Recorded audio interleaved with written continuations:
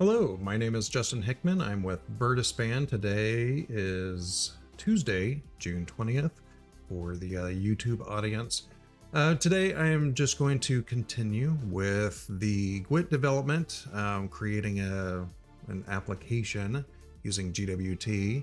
And today I'm going to move on past the history stuff that I've been working on the last couple of streams. I think I have enough to get going, but today I would like to actually start developing a web page, and I am going to probably look at the customer management page.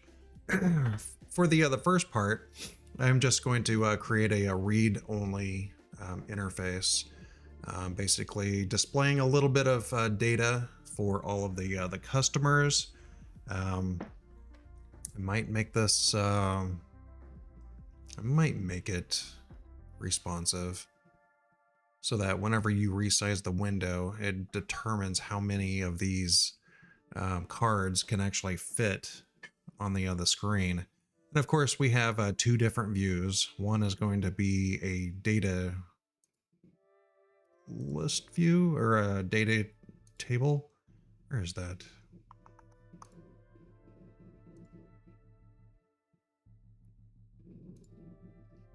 Customers list.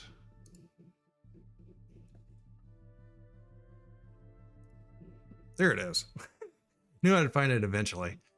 So basically being able to toggle the view back and forth between a grid layout. I'm not sure why these are split apart in my wireframes, from a grid layout to a more of a list layout. So I think that would be kind of cool to do. I was able to create some mock data. I mentioned that a couple of streams ago. There's a Mockaroo website that allows you to basically generate some dummy data with whatever stuff that you want. If you want like airport codes or random titles, things like that, it'll be able to create a comma separated value file, a CSV file, so that you can use that as your test data. And that's exactly what I did. And I have a test data or dummy data provider. And I'm just reading in that CSV and just parsing it and creating new company instances. And of course, this company is just a simple object that represents a partner.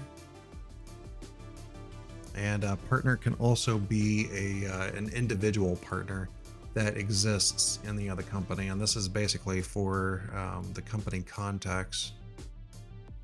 We can probably change the data model later, but this will probably at least get us going. So back at the wireframe. So we're going to create this guy. So let's go ahead and do that. And this is going to be under the CRM plugin. And for the first part, I'm just going to deal with the other view. I'm not going to deal with any of the controller or separating out the other logic from the other view stuff. I just want to create a raw view, and I need a package. I'm just going to call it view. I haven't really determined what kind of development pattern I'm going to use for the other web, if it's going to be MVP or MVVM or anything like that. I'm not entirely sure yet, but I am just going to create a customer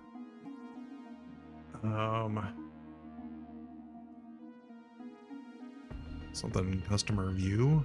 This isn't going to be the customer view. For example, like this right here, where we have the actual individual customer. So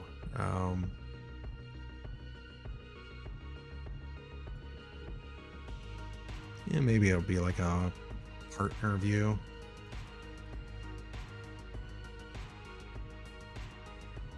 And we can change this later. And I can create this as an interface. Create a partner view impl.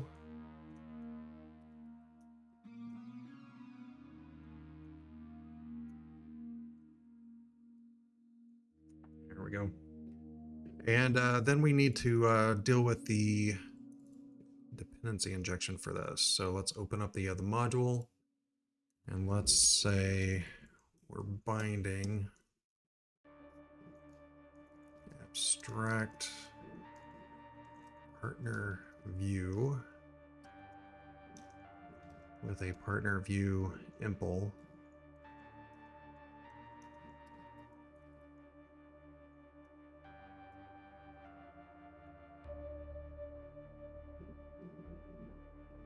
That's probably good for now. So then in the other core, I'm just going to inject this in because before, whenever we were creating our,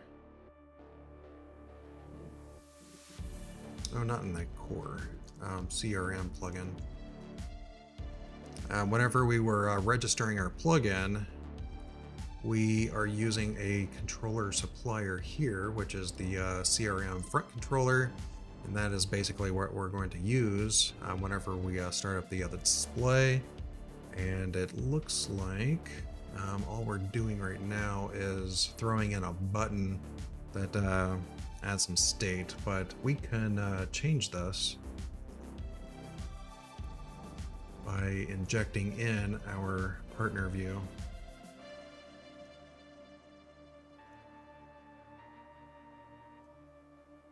And I probably want to change this to be like a is widget. Oh, extends. This is an interface or an is element.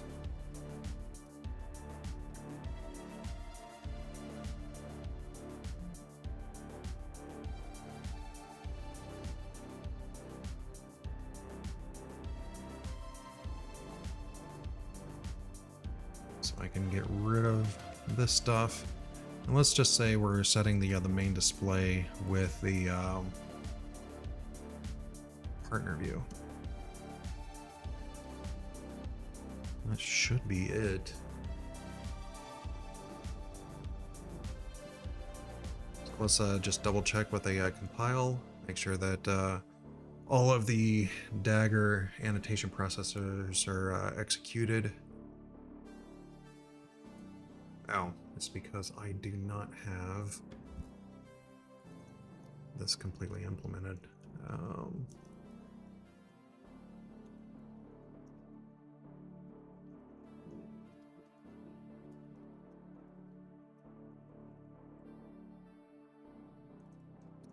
See if that fixes it.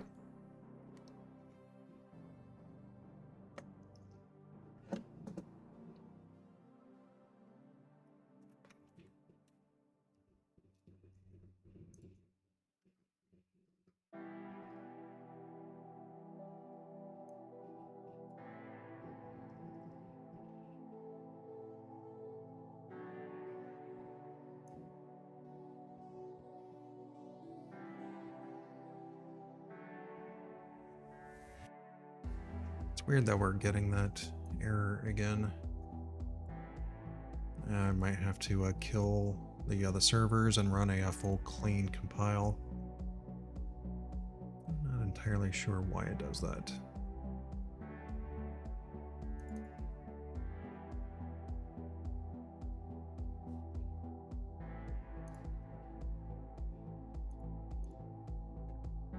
Let's check out our IntelliJ configurations.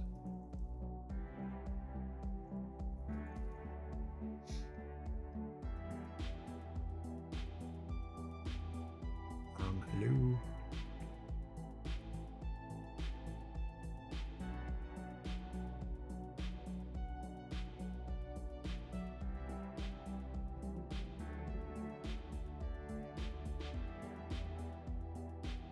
I don't think that's filtering.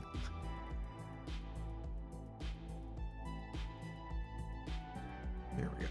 Annotation processing.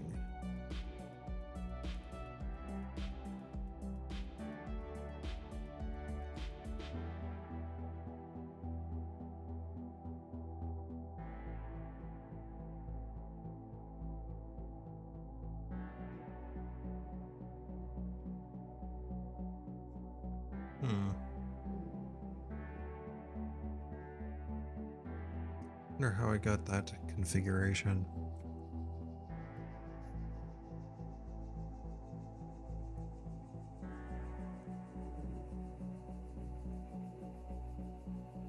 Wonder if it's because of Lombok I'm having issues, because we have other annotation processors.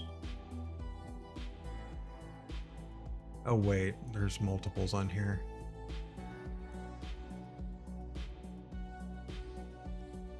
It's not going to show me very well. Let's see what other... Okay, so here's my dagger one. Okay, so it is configuring all of the annotation processors appropriately.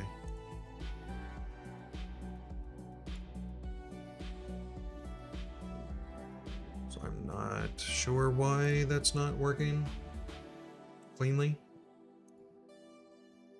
Alright, well I was able to compile at that time, so let's go ahead and start that server back up and see if that fixes the issue.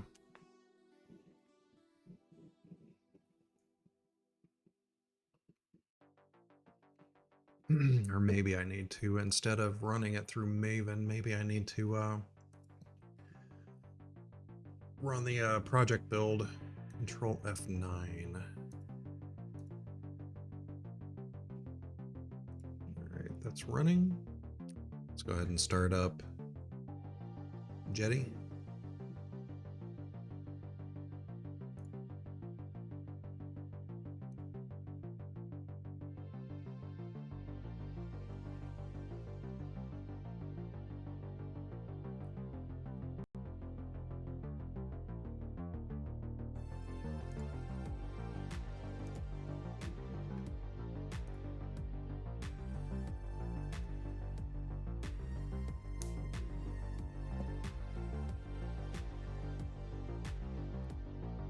So I was just taking a look at the different grid stuff that we have with Domino. And this is using rows.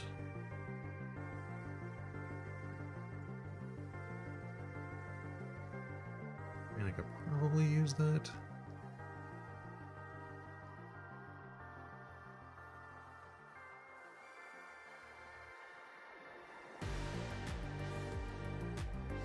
Not sure. I don't think it'll work out very well. Not with how I'm envisioning. Because I think with this one,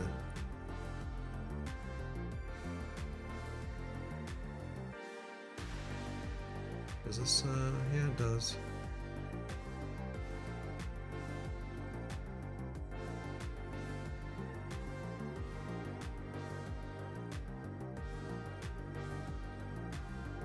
Yeah, I'm gonna have to look at how it does the switching to the different screen sizes.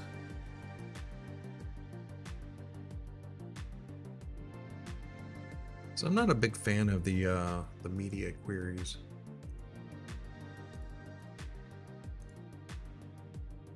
All right. That makes sense because I am returning null. So what I can do, let's take a look at maybe button inside of Domino. Let's see how that's working. Extending base button, waves element, base domino element.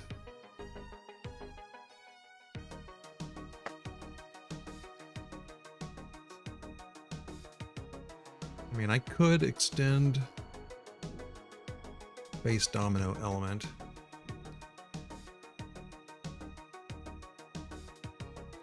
Or doing more of a has a relationship, I can just create something with a div.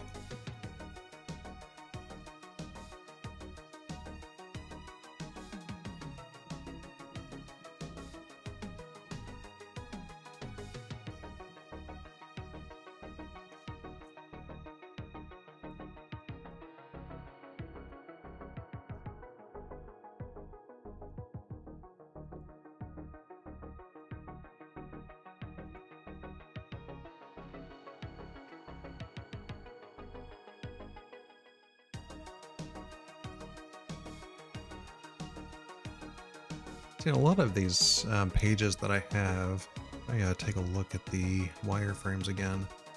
A lot of them follow a very similar layout where we have the title here, maybe a breadcrumb trail, because if I were to click on like customer A, it'll be a breadcrumb trail from customers to customer A, and then if I were to click on anybody and down here, it would be a longer breadcrumb trail.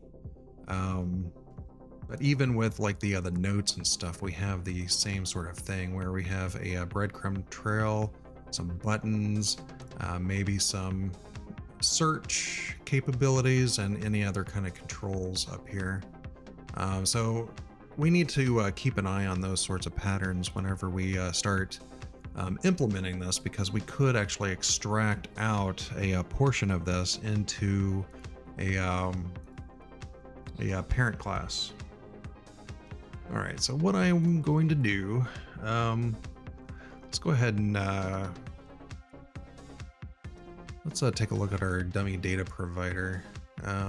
Eventually this will probably be a service. So it does look like I have a get companies, returns a listed company. I could probably change this such that we can pass in like a number or something like that, and get a sub list instead, because this is going to return 1,000 companies. May not want that, but let's take a quick glance, and let's try to determine how we're going to break apart this user interface. So we are looking specifically at this area right here. So I look at this as maybe using a flex box, we would have two different areas. So let's go ahead and do that. So if in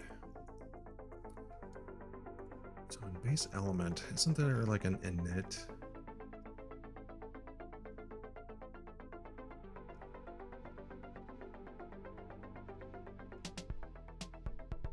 I'm not sure if I want to extend domino, a base domino element or not, or do a is a or has a relationship instead. Let's just put some code down and see what happens.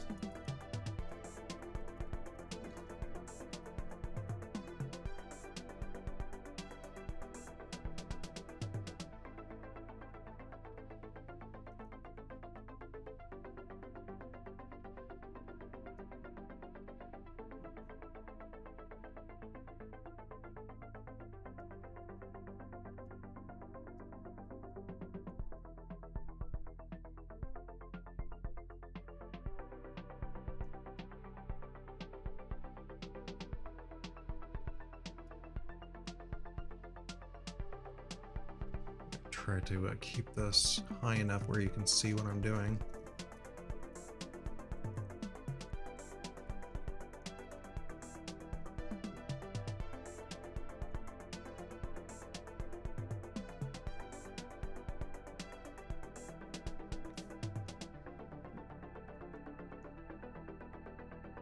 All right, so the first child here is going to be all of this stuff.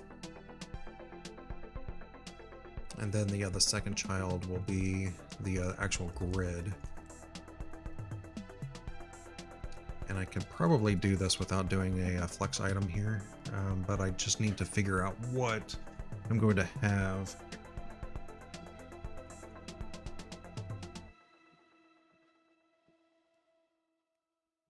Probably going to create this as a some sort of grid.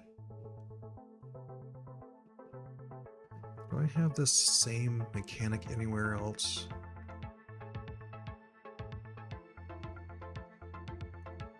I mean, with the notes, I was using columns, so it's not going to be exactly the same over there. That one's going to look a little bit more like a Jira or something with a Kanban report sort of thing. I don't think I'm going to have this particular layout anywhere else, but if I do, I can strip it out later.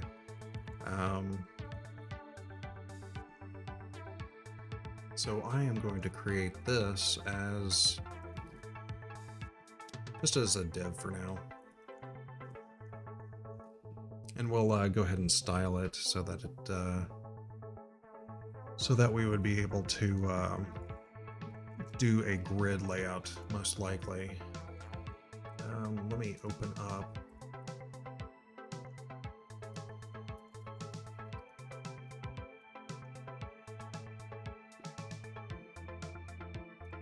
I like to use the csstricks.com website for all of the documentation on how the grids can work. I'm not sure if this is what I want to do or not. I mean, do we have any other layouts that we could possibly use with Domino UI?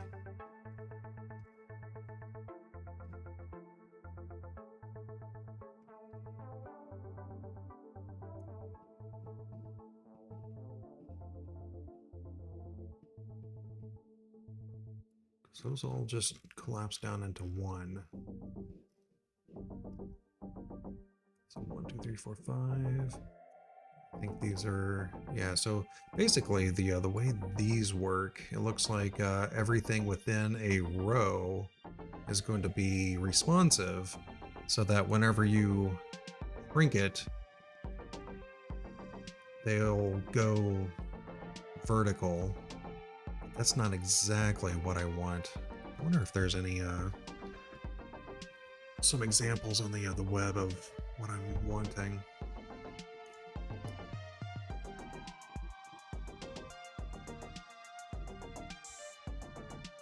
Probably not.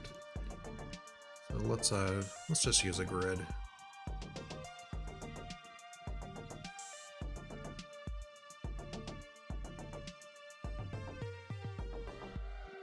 Template columns, grid template rows. And I'm just gonna do this in a style tag for now. And I am going to create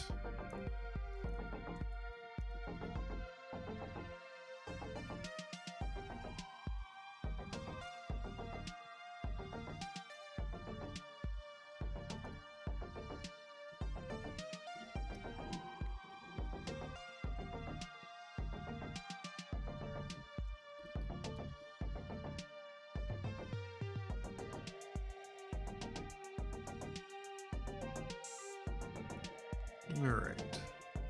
So grid template columns. Why is my focus not working? Probably need a gap in here. I don't think it has any of that stuff by default.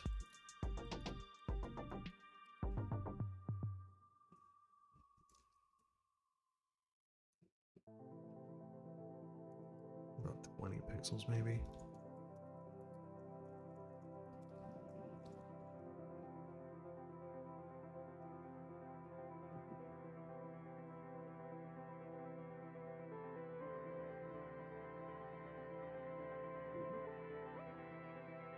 I have to look up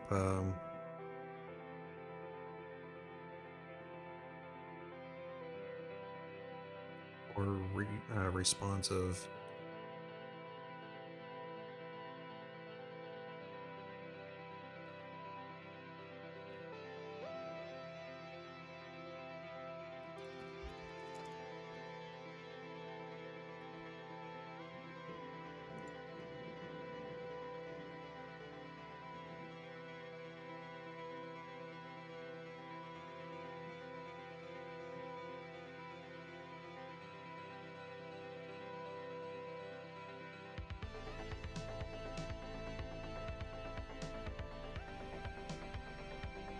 Oh, here we go.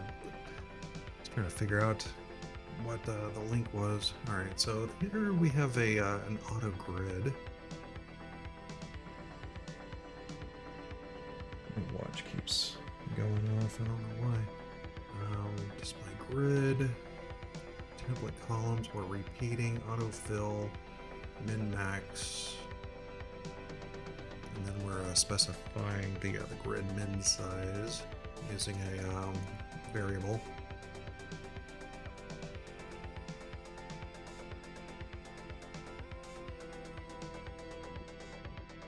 Okay, let's try that.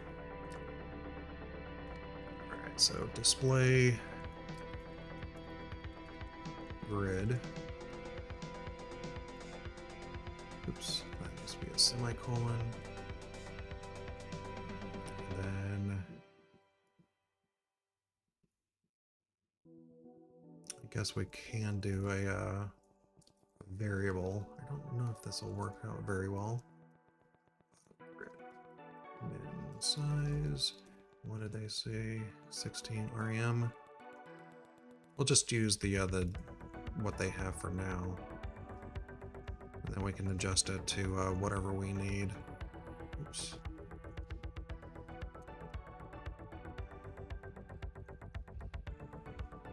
All right. Now let's refresh just to see what we have.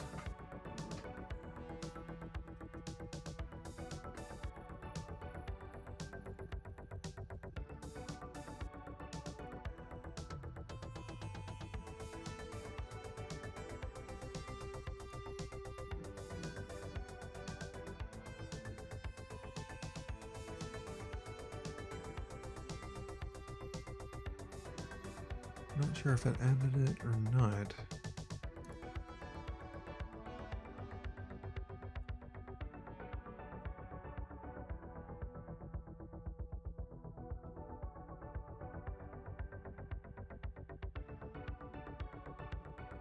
Oh, this might be it. Yeah, that looks like that's it. All right, so we basically need to just change the other size on some of the stuff. On this one, we can probably do a width 100%,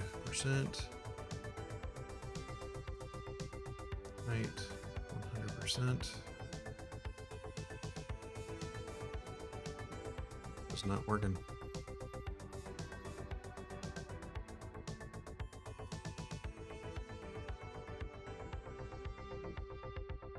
Or if it's because of being inside of this content panel, yeah.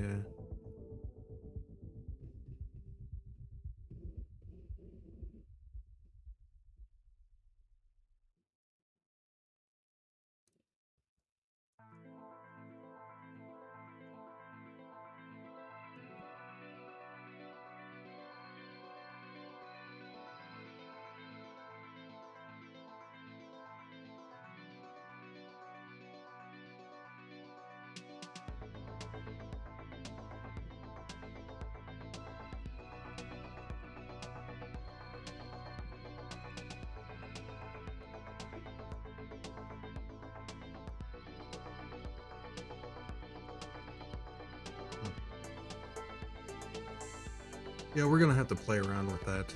This user interface, this layout that I'm using, it's not really meant for being able to go at 100% height. Let's inspect this real quick. Let's see how this works. So we have this content panel, but the content panel is basically everything from here going down, and it sizes based upon the other content. But the way I'm wanting it, I'm wanting this to be like 100% height.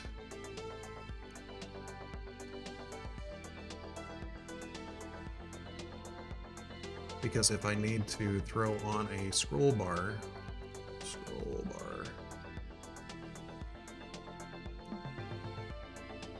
it's going to be this stuff that gets scrolled, not this stuff too.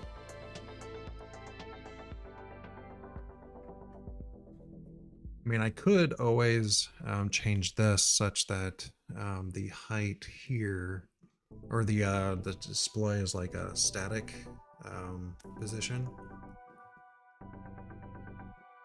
That might be a possibility, but it might interfere with some of this other stuff. Let's see what we have here. So this guy, I probably need some junk in here. So let's go ahead and throw some extra stuff in here, because I'm working solely on invisible objects. So here we're going to have, looks like these are probably on the other same line. I could probably split this a couple of ways.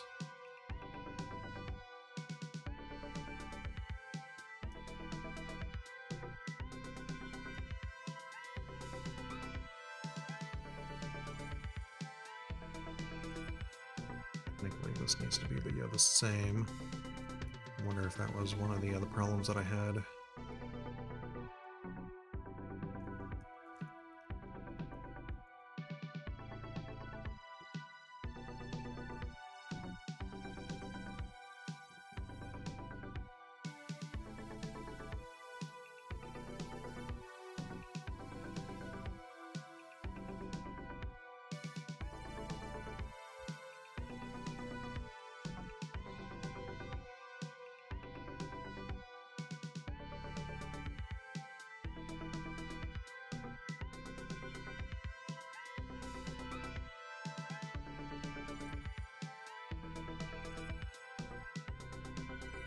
Left right is fine, but I need justify content with space between.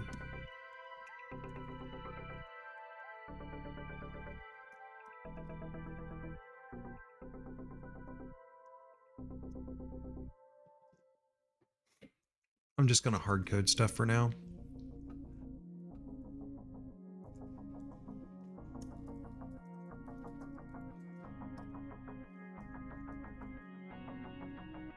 I'm gonna put HC for hard coded,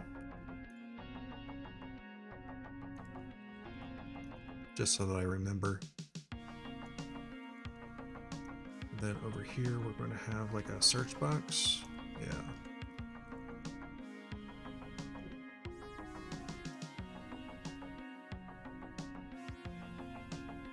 All right.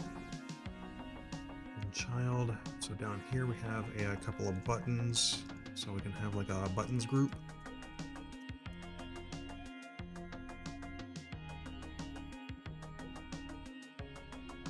We don't want waves on the other guru.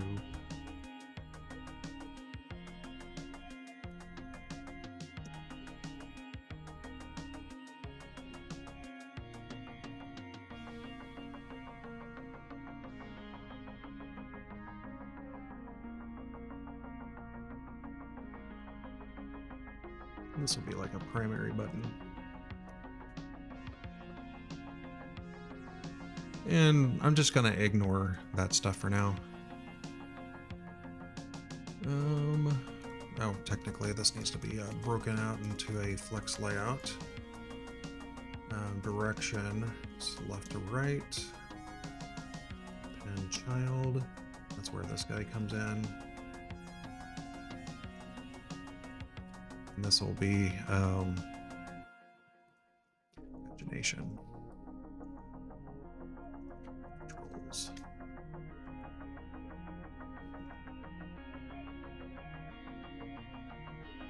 Alright, let's see what this looks like. It'll at least have a couple of buttons on there so that we can see what we got, and the breadcrumb trail. Yeah, there we go. And we need a space in between these. Otherwise, that's pretty good. It's pretty quick to create this little user interface. I don't know why Chrome is lagging behind so bad.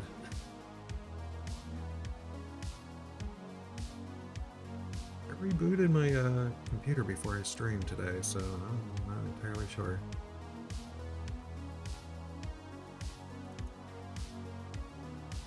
Okay. I mean, obviously we're going to have some styling things that we're going to have to fix, but does this have a gap? No, it does not. Space? I think padding and stuff like that is for padding around it all, not individual buttons.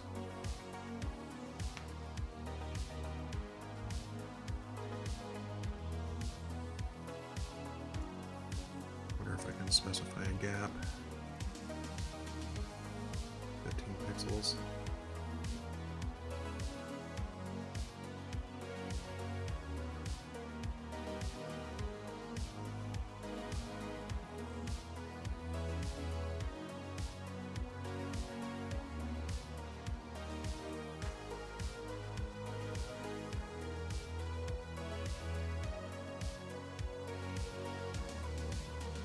Apparently I broke something. Token provided contains a... Oh, duh. I did CSS. I meant style.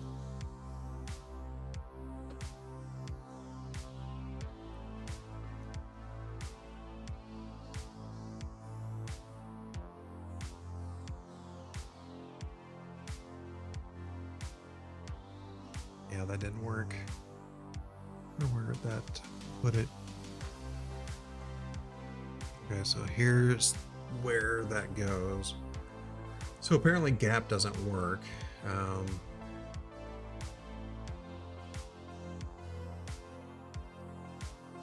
So this is an inline block. I'll deal with that later. Let's get to the more important stuff. That's going to be with this. And of course, we can't exactly flex on something that's not 100% height anyways. So what I could do is the other parent. So that is the parent.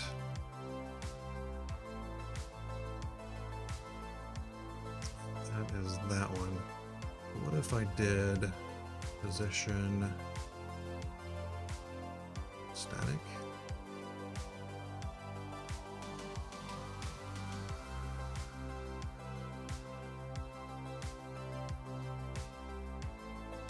No. Sticky? I can never remember these.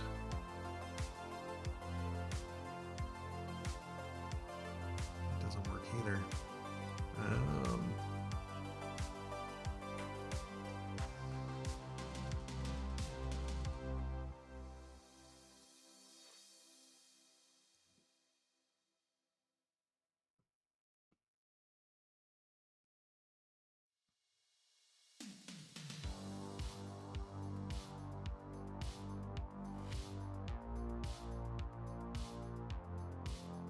That's kind of what I was thinking.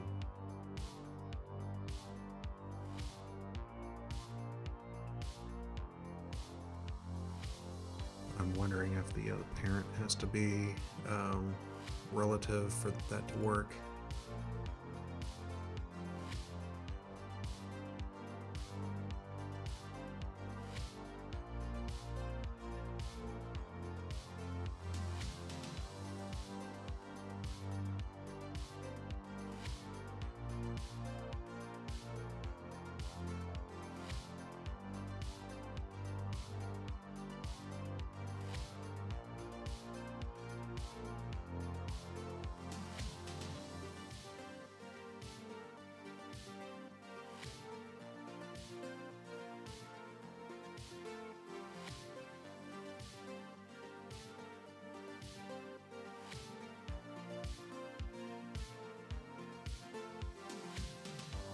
Yep, that didn't work.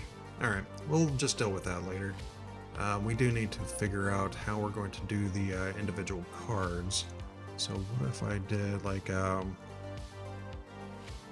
know what we're going to do with this yet, but let's create a card for a partner.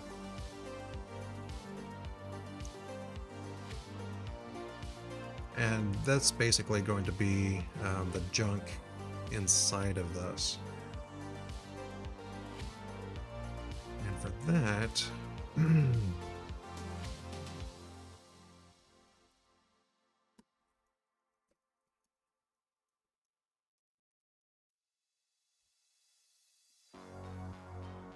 I'll just return a flex layout for now. And flex layout, we're going to go from left to right. For some reason, my tab orders are weird. So I'm going to copy that, paste it, and we're just going to go in here, delete that, and we're going to create like an icon.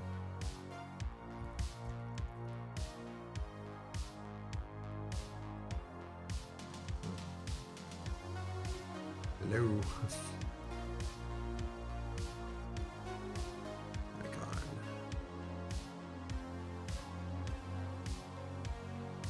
It'll probably be like a customizable image. Can I not control any of this? Let me group.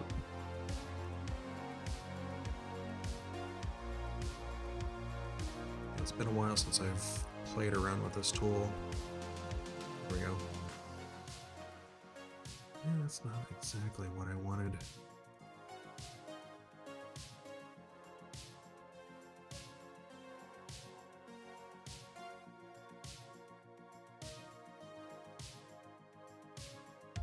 Is there a size for this?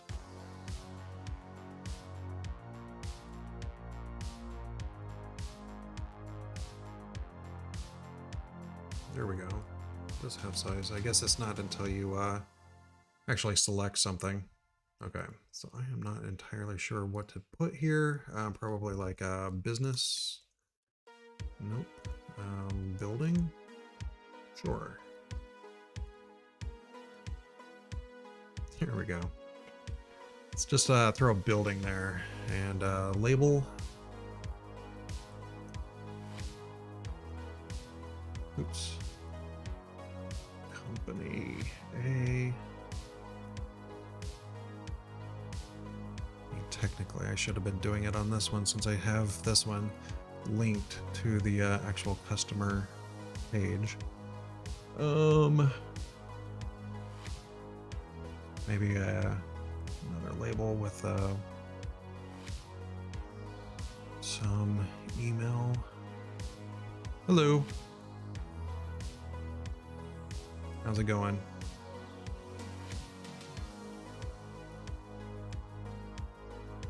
That's probably good enough for now.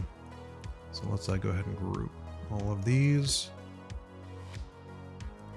And we could probably put some more status stuff down here.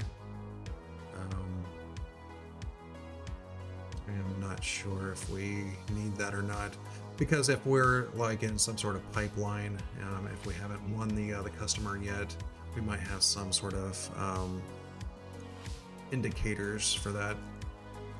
So that was pretty simple. So the direction going to be left to right, and it's going to have some sort of icon. For now, I'm just going to do a div. Then append a child. This one's going to be top bottom.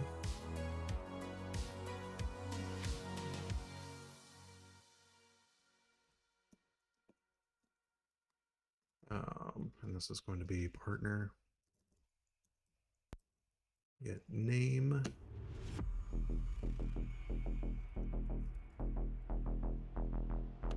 Get email. That's probably good for now. And we need this one to flex.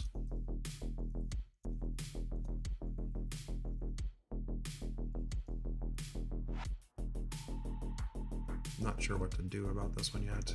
Let's just put an icon there for now.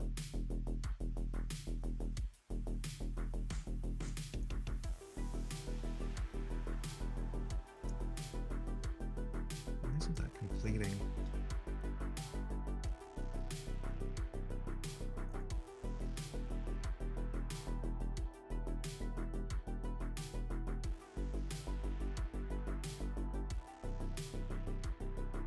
It's probably because I have stupid stuff down here. Yeah.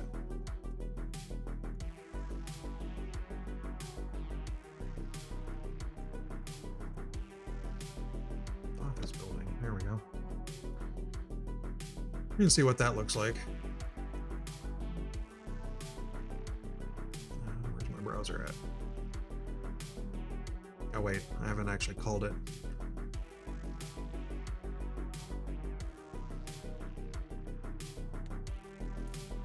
I think for the time being, we're just gonna hard code stuff in. We can change this stuff later. So what we want is our dummy data provider, get instance, get companies. And then for each one of those,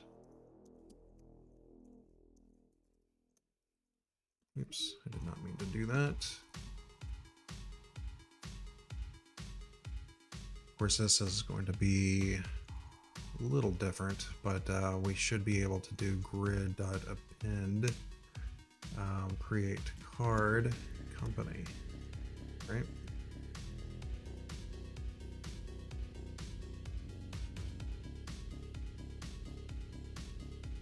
Not sure if I want 1,000 items in here, but we'll see if that works.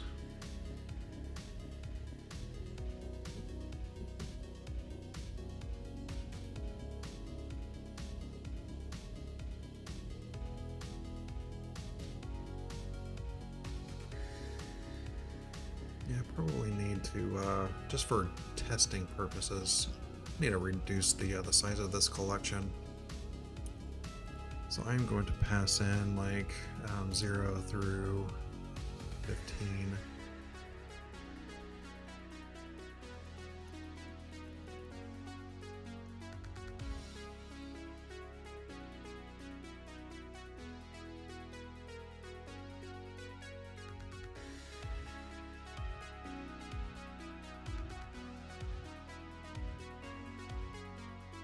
Just a convenience method.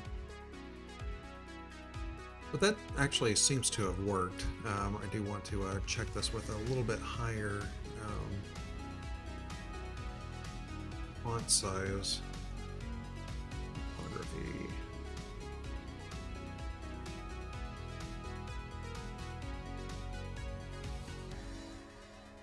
Font 20 maybe for the company name.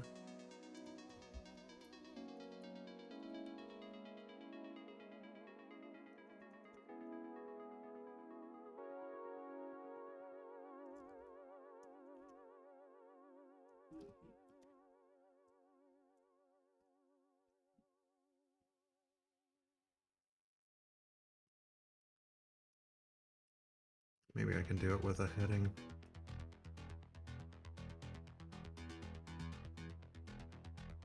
How do you do the heading ones? H4. Oh. Yeah, I guess I could do that, to be honest. Instead of a label here, I could just do H4 and text content.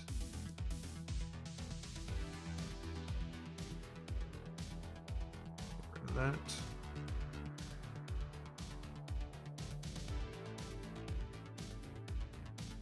And this is with the other 15 instead. It does here to wrap. What I should be doing, instead of actually resizing my browser window, I should be coming down here and Chrome DevTools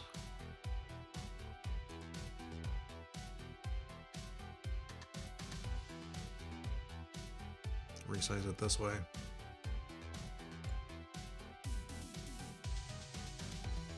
Doesn't seem any faster though. I should probably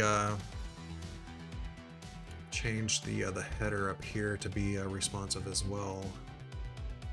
Instead of using a flex layout, I should probably use a row with columns.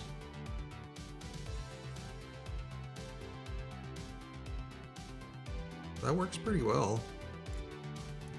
Let's refresh real quick so that we can see what the header is going to look like. It's kind of big.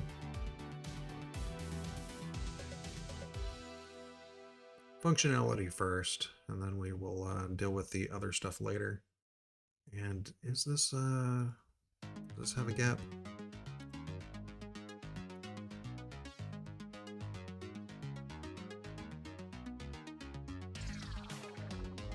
Everything is really slow for some reason. Not sure why. I have to kill Chrome and restart it maybe? Gap. It does have the gap. I should probably outline these. I think that would make it a little bit easier to see. So the outer one, set border, 1 pixel solid black. Of course, I can extract all of these out into CSS resources.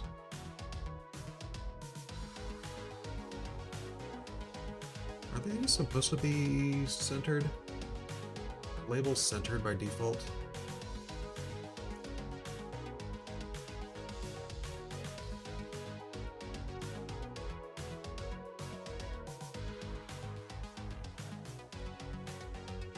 I guess it's because I'm using a label.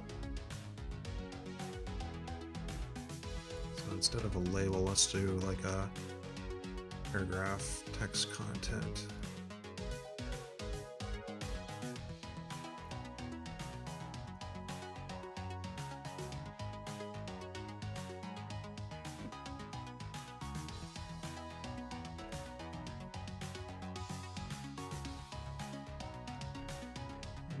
We do need to overflow hidden.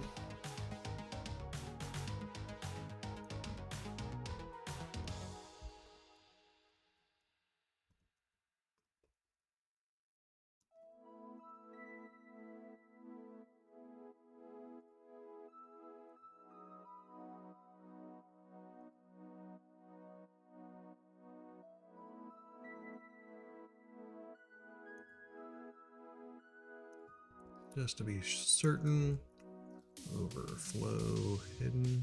Let's just test it on one of them, make sure it's where I want it. That could work. I don't know if I need ellipses there or not. Would like this to be a little bit larger though. Especially if we have an icon in there. It's going to make it a little bit more cramped. So let's take a look at the red template here.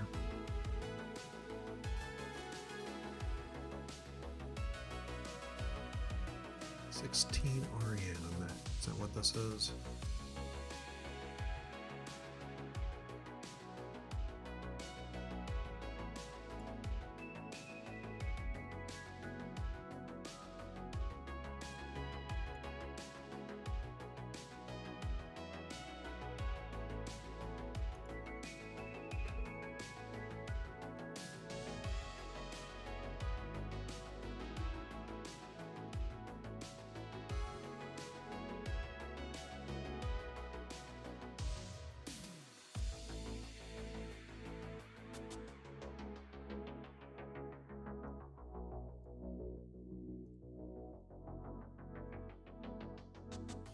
Okay, so if we just change that one variable, that's what we're going to end up doing.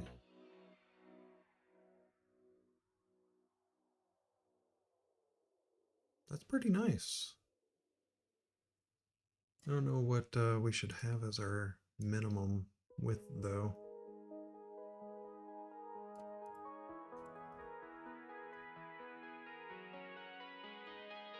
300 maybe?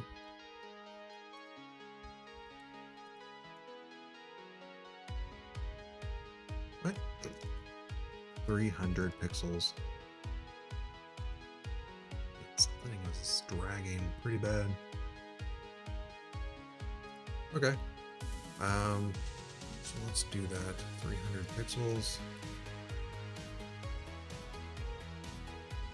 And then our icon, we should probably have a fixed size.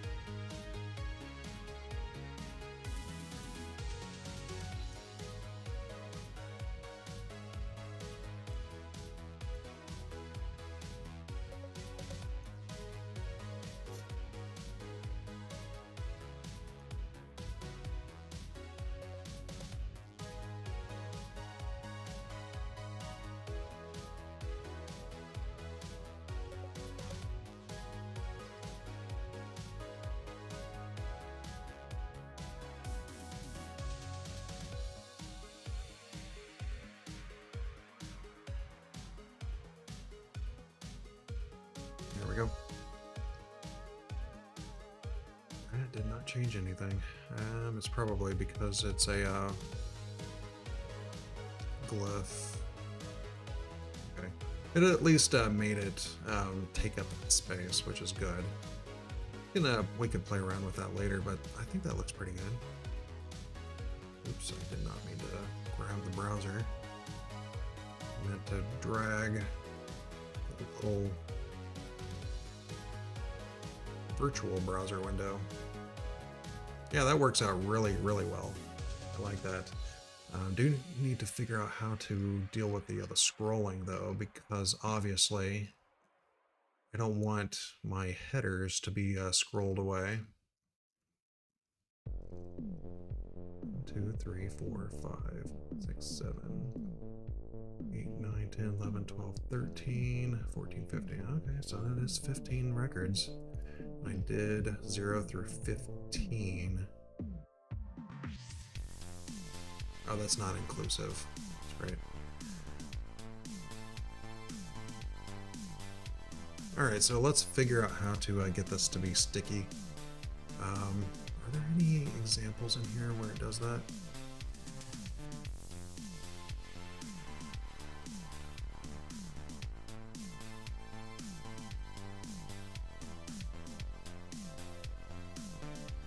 Doesn't look like it. These all scroll.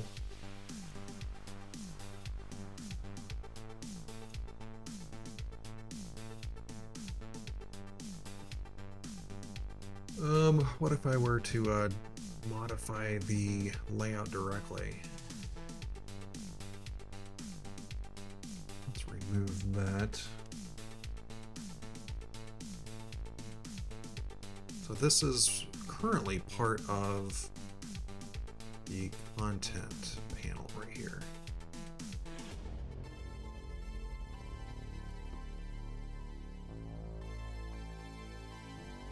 How are we styling this? I don't know why this is going so slow. Used to it being so slow.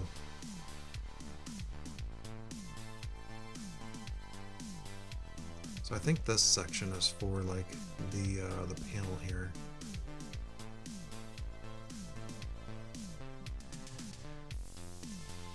No?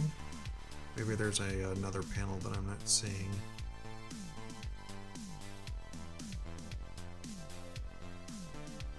Position fixed.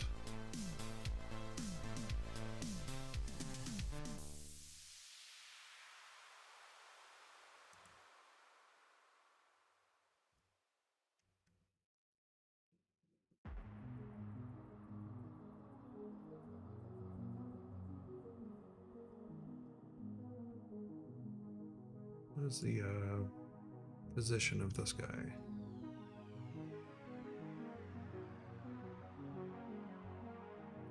why this is going so slow. We gotta copy the URL and I'm gonna be removing closed captions for a second. So anybody using closed captions, I'm sorry. I'm restarting Chrome.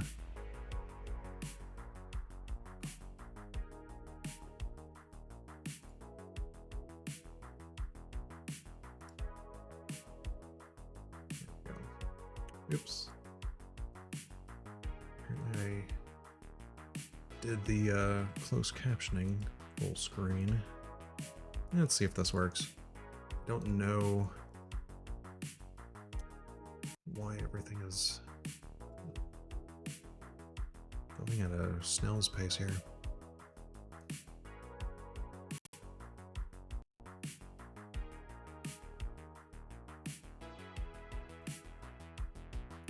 Okay.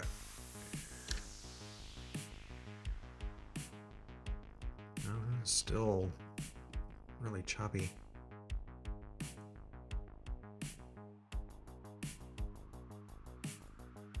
Is it just Chrome in general? Maybe I can switch to Firefox. Maybe it's just Chrome.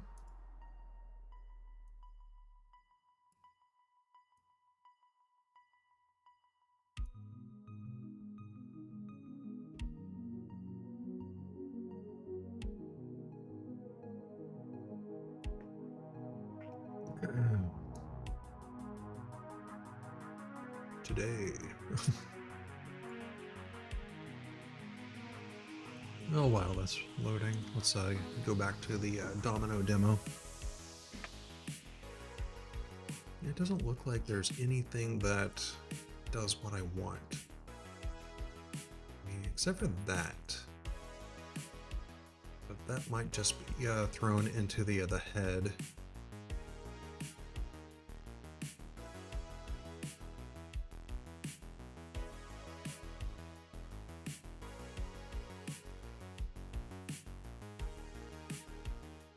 Oh yeah, that is much cleaner. I'm not sure why Chrome is janky. Look at that. I resize it and it takes forever. I mean, granted, I have the inspector open. Let's do the same down here. Yeah, that's a lot more responsive. Okay, I'm going to close Chrome. Well, as much as I can. Unfortunately, I have the stream closed caption tool that only works on Chrome for some reason. Now I'm just gonna have to learn how to use Firefox. It's pretty similar.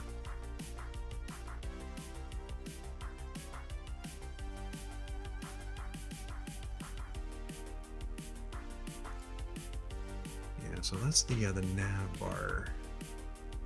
Can I throw things into the nav bar? Let's find out. So here is my... Oh, we don't even have access to that from here. So that's not going to work. Need to figure out a different approach.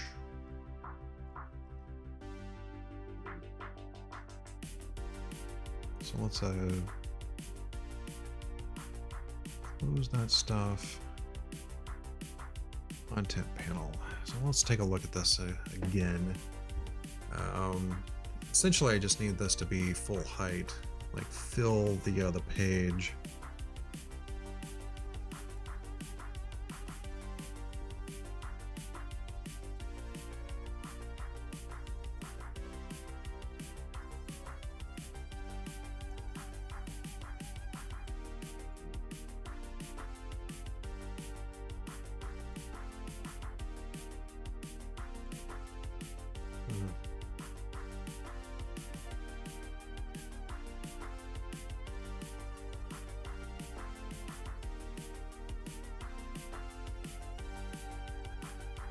Oh, there it is. Static position. So this is already static.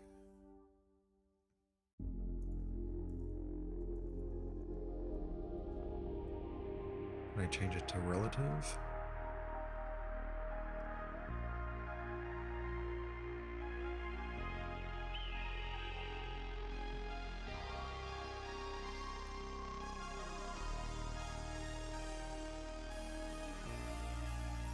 Yeah, it scrolls along with it.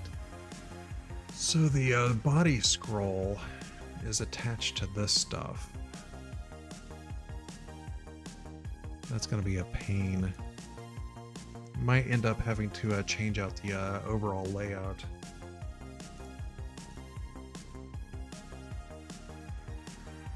If I want to have something up here, the other top.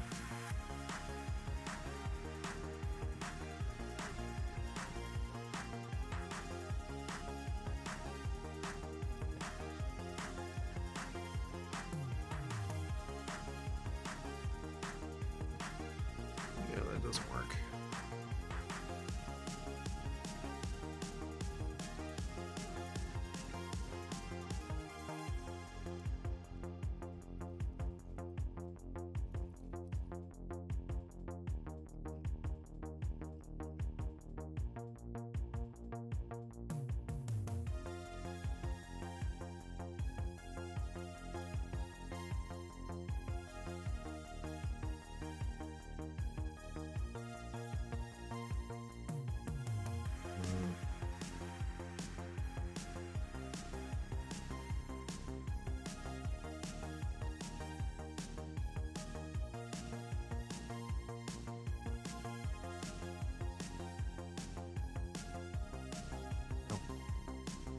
Display.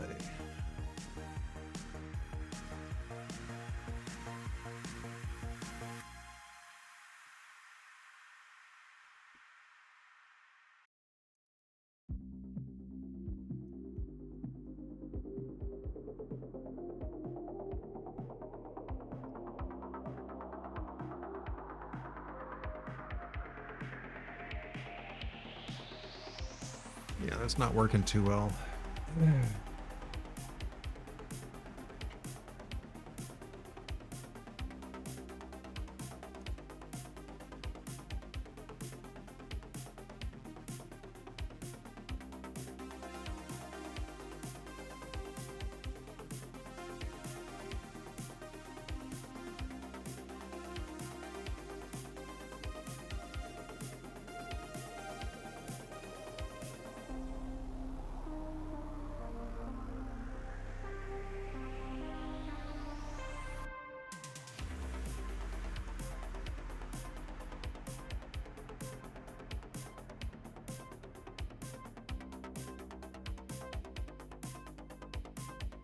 Isn't view height VH?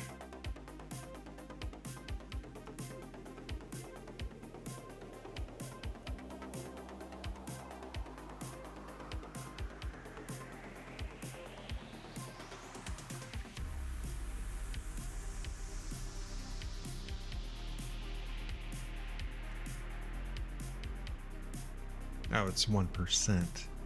So I want 100 view height.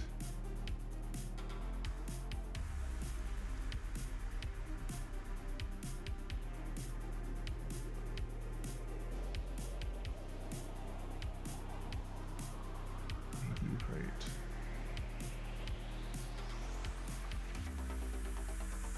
So it looks like it's going to be... Ugh, I don't want to do that.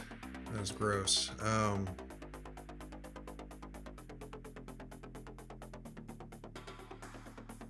This has a 100 pixel margin. So what I could do is I calc 100 view height minus 100 pixels. No, it's not taking into account any of the other padding or margins.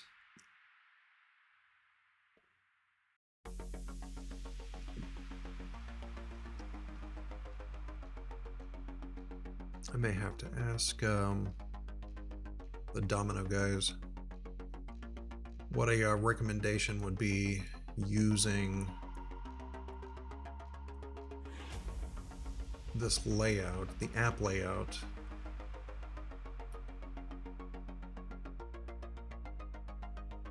Fix the left panel position, disable left panel.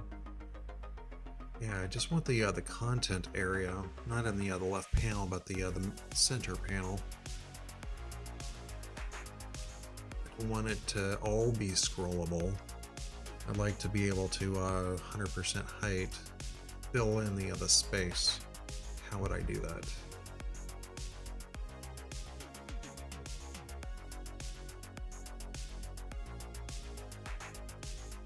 See, the interesting thing is with the all of the static positions and stuff like that. Let me refresh this so I can clear off the CSS that I've had before. It still scrolls even though this content only goes down to here, and that's because the scroll bar is added based upon where things would have been if it wasn't a sticky or a static position.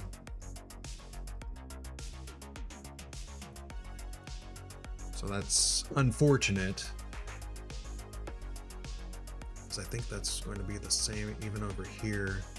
We gotta find a smaller page that fits completely in the view. I don't think I'm gonna be able to find anything that fits. All of these are much larger.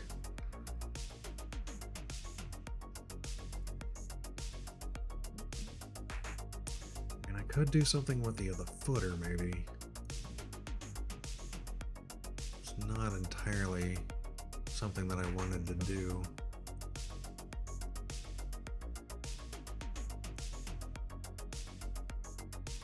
So yeah, even if I were to come over here and if true, return, not put anything inside that root panel. Yeah, that's right. I'm using Firefox now. It's like, why isn't Chrome coming up?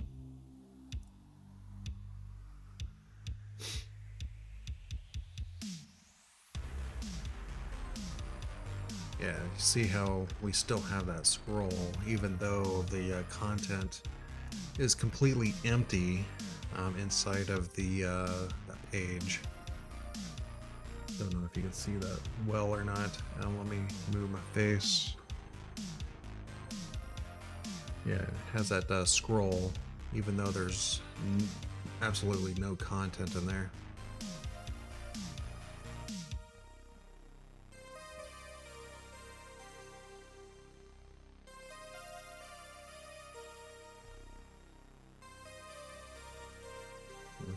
Well, I think what I'm going to do is table that. I need to write that down as a an issue.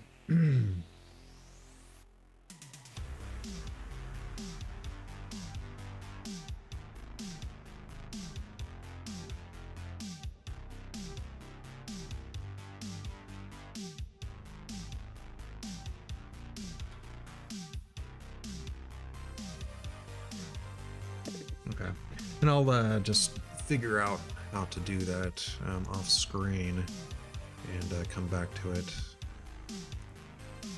So let's go ahead and refresh that. Let's see what kind of viewport we have.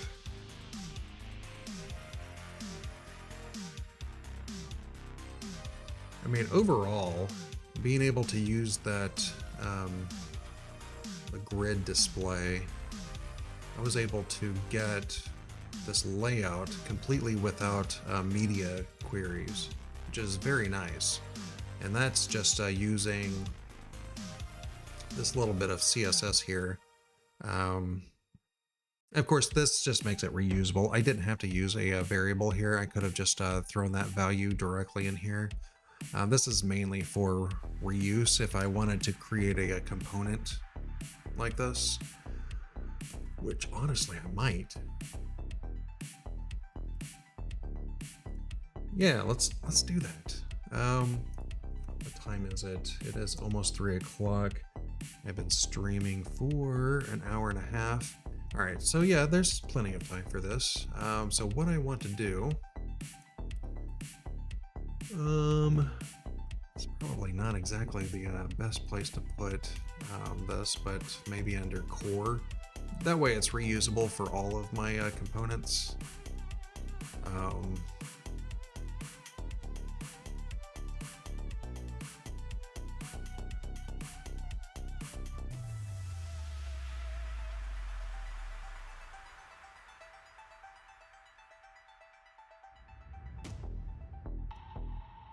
So let's just see how to actually create one of these. And I'm going to take a look at the flex layout as a base for this, because it's essentially the same sort of thing. So an auto grid extends base domino element,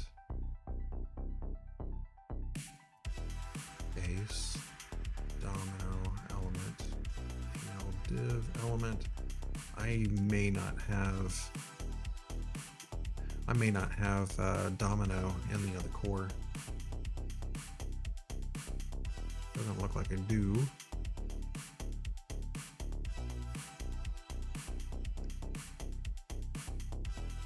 There's domino history, but not the domino other stuff.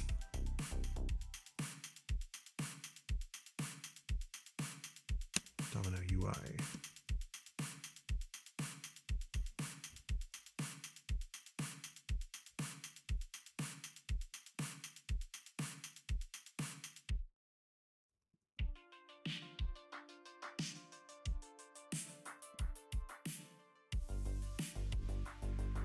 Didn't I already do that?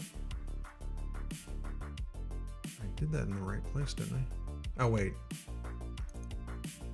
Didn't synchronize. I still don't know why I have to do that manually. I must have changed something at one point to stop auto-importing my Maven stuff. Alright, so that is re-indexing now. There we go. Ah, nice. So now I can actually import. And we are going to do this as that sort of thing. Okay. Implement methods, and it looks like we only need that. And that is the wrong HTML div element.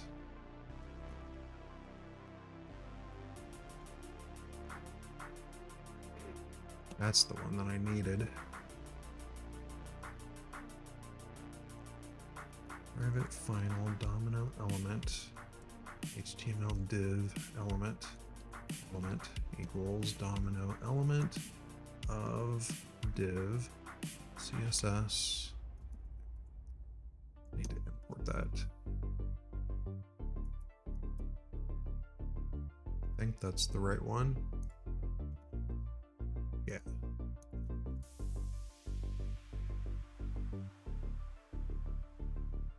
Deal with the CSS here in a little bit. At least this is a somewhat small class, so I should be able to do this. And what else needs to be done?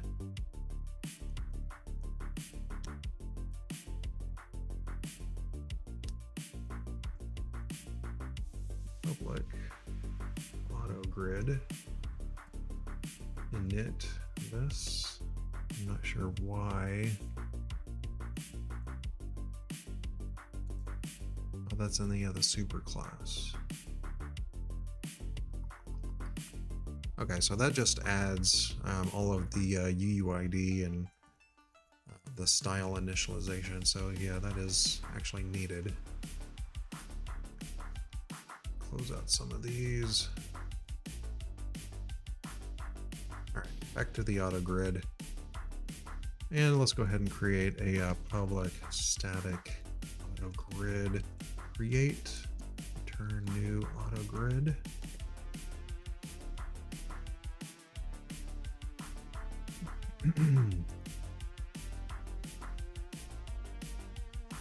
Okay, and let's get rid of that. So I come back over here. Let's just grab the CSS.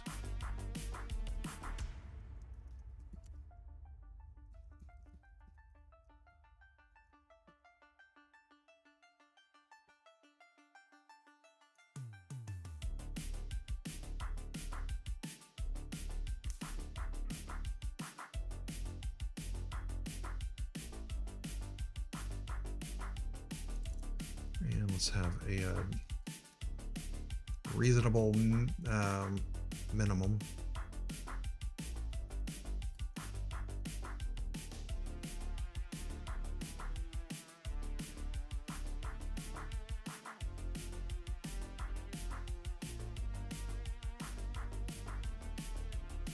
What did they use in the example?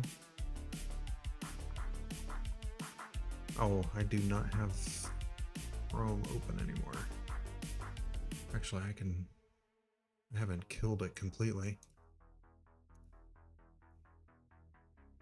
16 REM.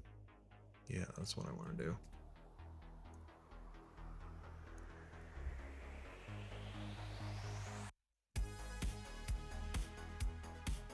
There we go.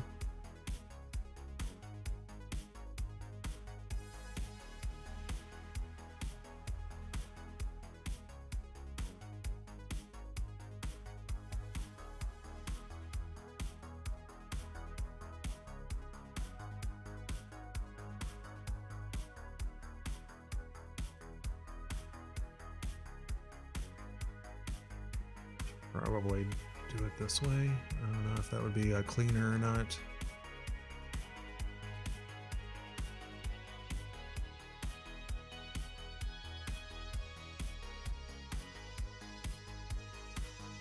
That might be a little bit cleaner. Let's just see if it adds it twice. So let's come down here. Let's do this grid is now going to be an auto grid. This is going to be auto grid create.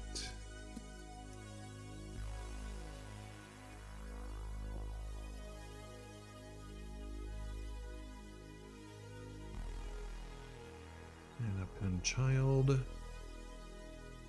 All right, will this work? Let's find out. I'm just curious what the CSS is going to look like. Because this is still like a 16 REM. So let's take a look at that. Did it repeat? That did not repeat, and it's probably because the style, if I'm not mistaken, style will overwrite any of the CSS that's already there. So if I were to switch the order, it'll set the style first and then set individual CSS properties.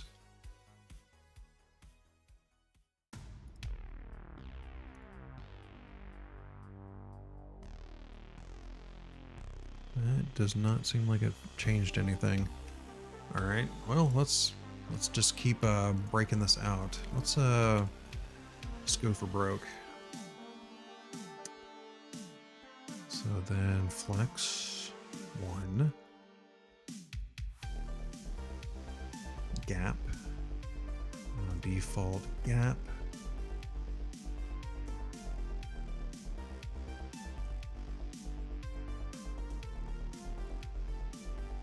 and this will probably become a configuration parameter.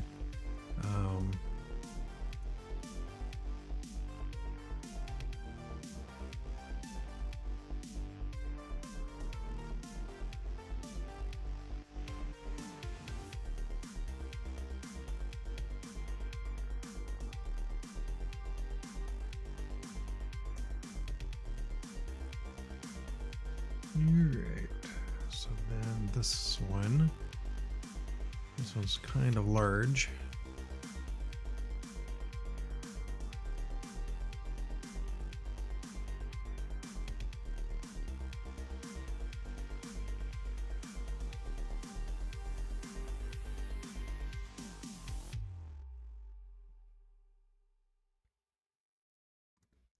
All right, does that work? Let's see if that works.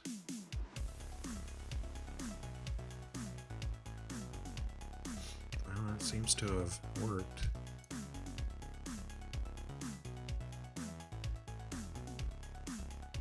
I'm assuming it worked.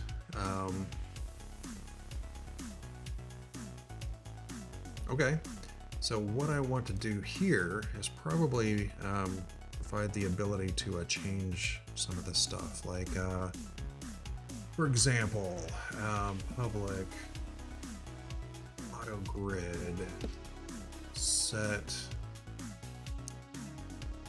gap.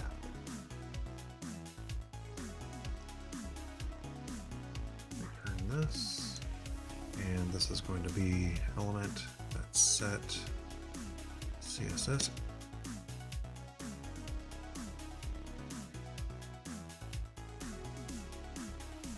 Public auto grid set min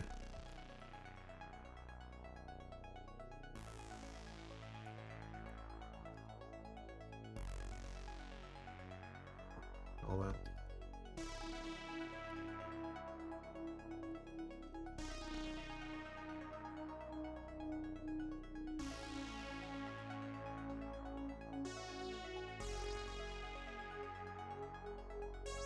And yes, I'm going to be pulling this out as a constant.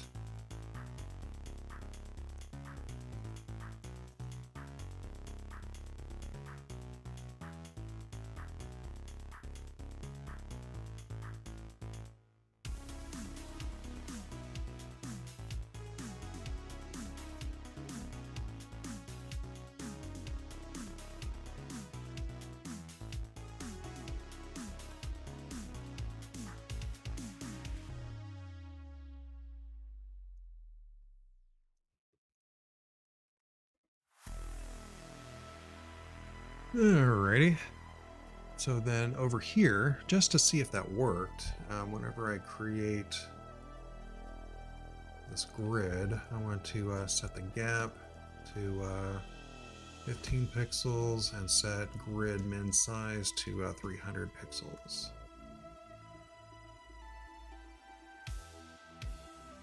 Firefox. Keep trying to open up Chrome. Oh, look at that. Lucky, lucky. So let's go ahead and inspect that, and we can see that it did set our variable to 300 pixels, and it set our gap to 15. So that is exactly what we were wanting. And it's all responsive. That's pretty slick, huh?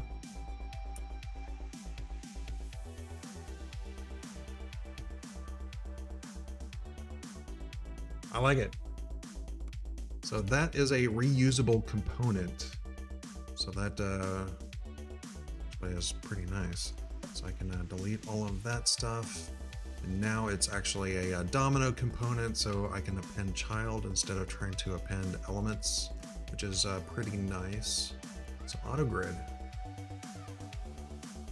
That is very cool. Get rid of that, clean some stuff up. And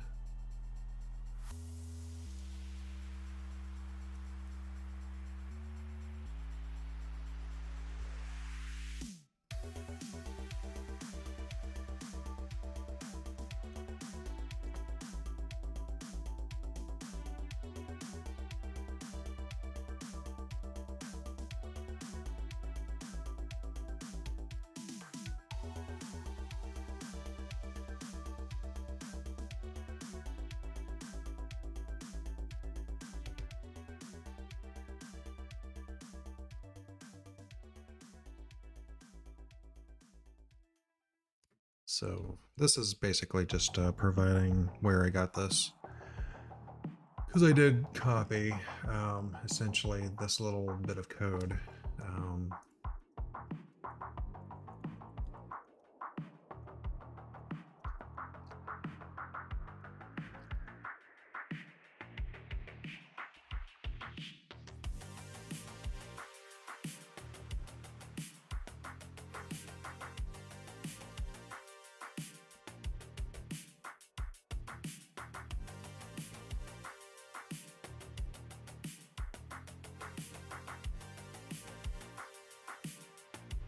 Cool.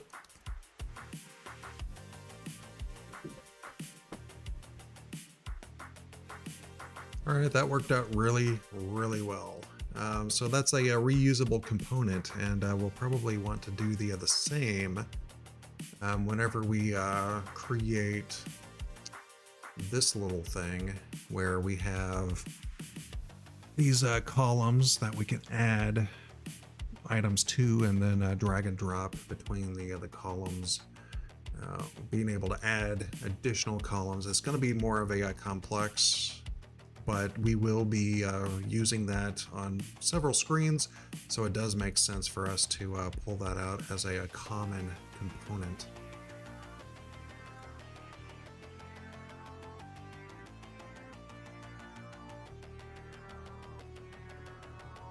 That worked a little bit easier than I thought it was going to. All right, so back to this user interface. I mean, from here, we could just click on things.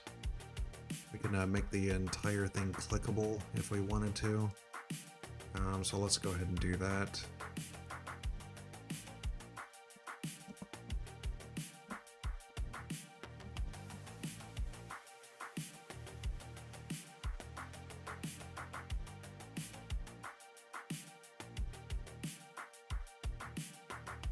So if something were to click on this, we will want to open partner.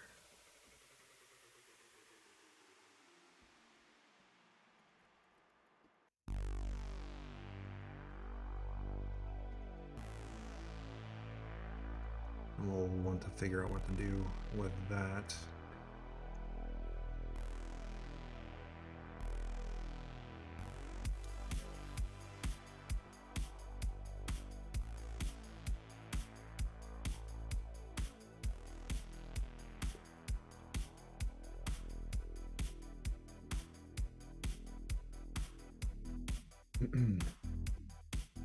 I'm almost wondering if, with our front controller, how we are currently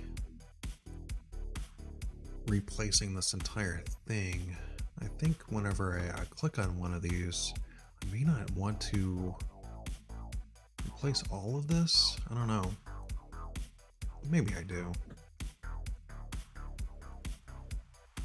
So the create button is basically going to be a very similar thing to opening up a customer. But let's go ahead and refresh that, make sure that our cursor is updated.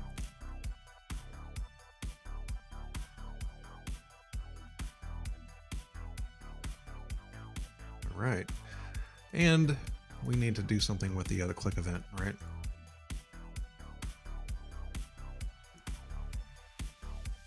And this is probably going to be where we were discussing in the previous stream how I probably don't want to throw the history state manager all over the place. So I probably want to wrap that some way.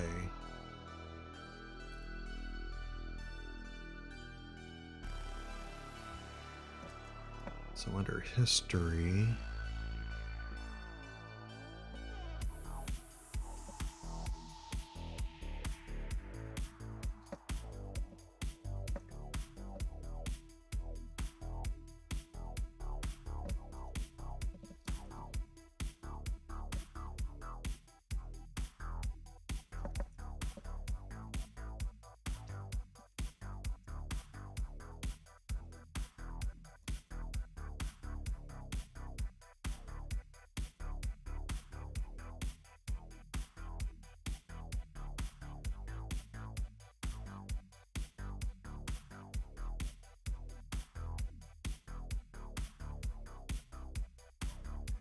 all right.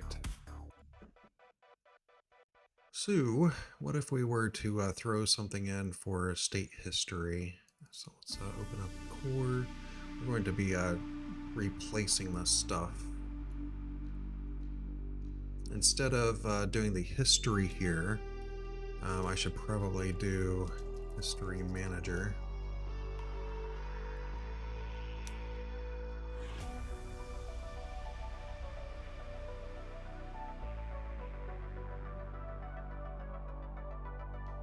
probably going to delegate some of this stuff.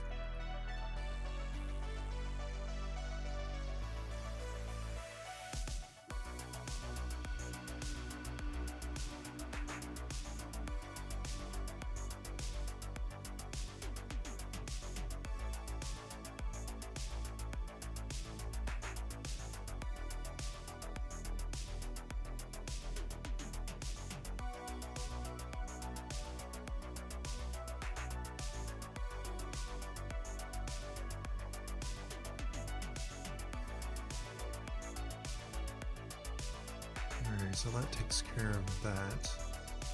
So we do need to take a look at our core component, or it's actually core module. Core component. Let's make sure that we're not allowing the state history to leak anymore. But we do want the history manager.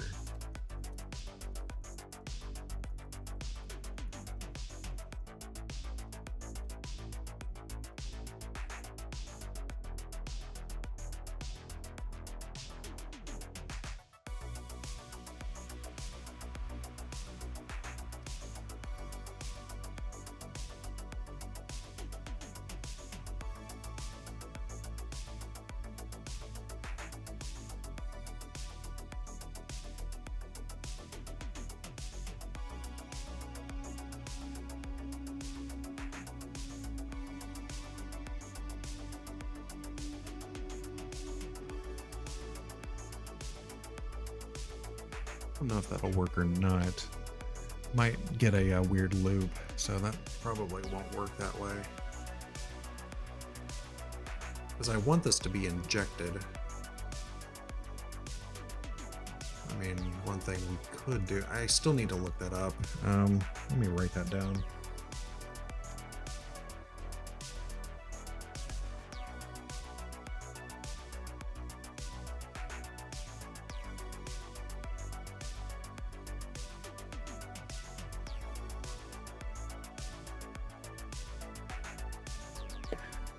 So yeah, I need to figure out how to do this as a singleton without having to annotate the class directly. And here we can do that Control F9 and build. Let's see if it runs the annotation processors.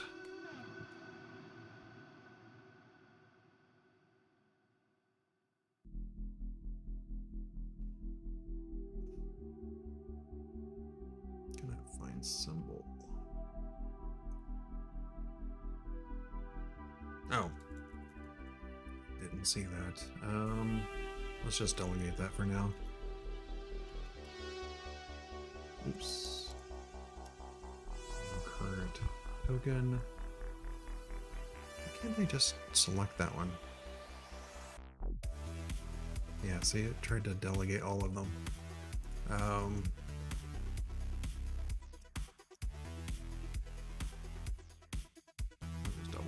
There we go. Control F9.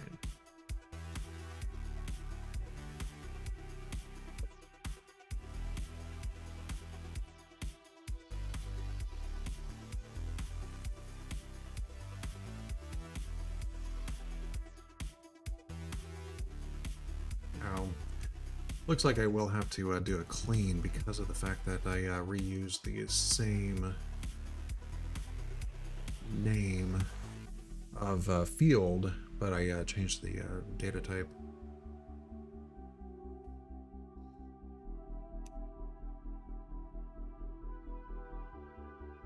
Right, I am building.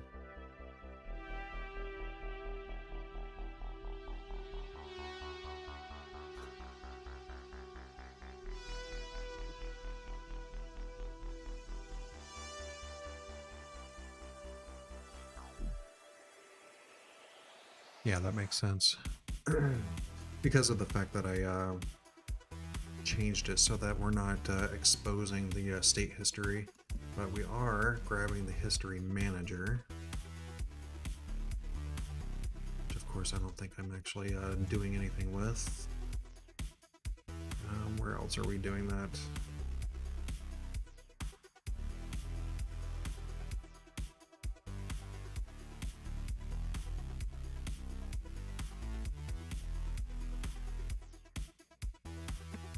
Doesn't look like we're doing it anywhere else.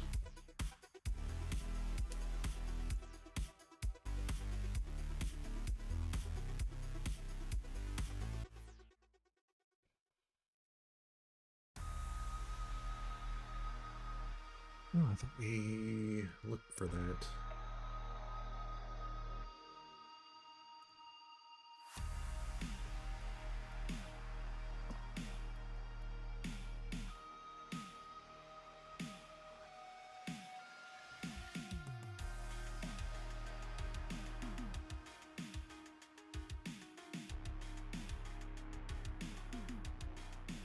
Yeah, right now I'm, like I said, I'm just delegating this stuff for now. And we will refactor this later. So fire state. Right, anywhere else we're doing state history?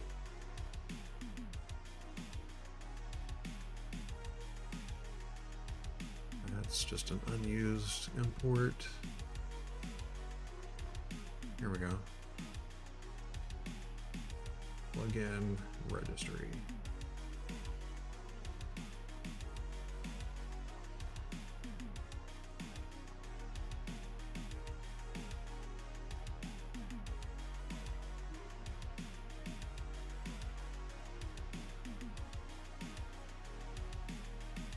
Module's fine. Would like to clean up some of these unused imports though. Might be fine now. So let's rebuild that. That should have been the last reference to it. Outside of the core module, and that was the whole point, is so that we're not leaking that everywhere in our code base. Alright, so now we can restart code server and Jetty.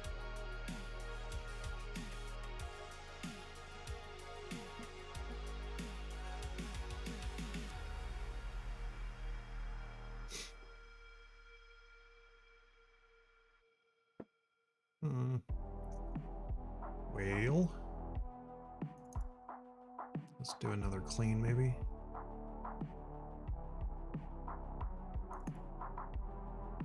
Let's run compile through Maven this time.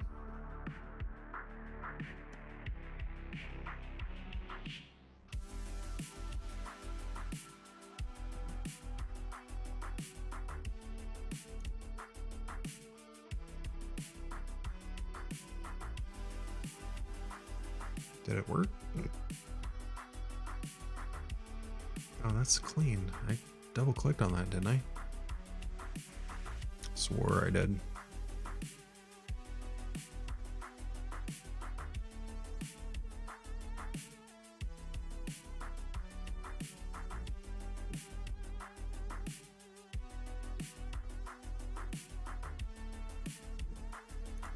All right, so that time it ran.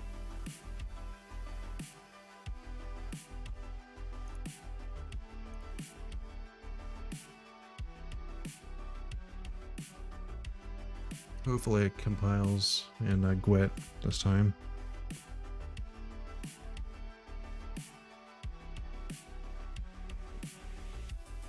There we go. And Jetty.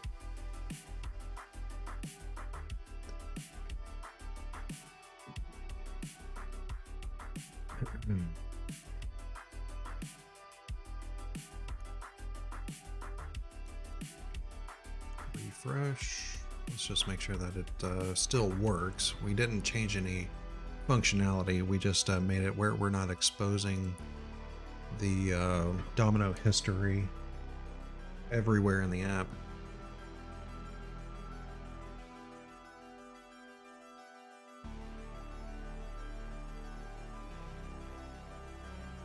All right, there we go.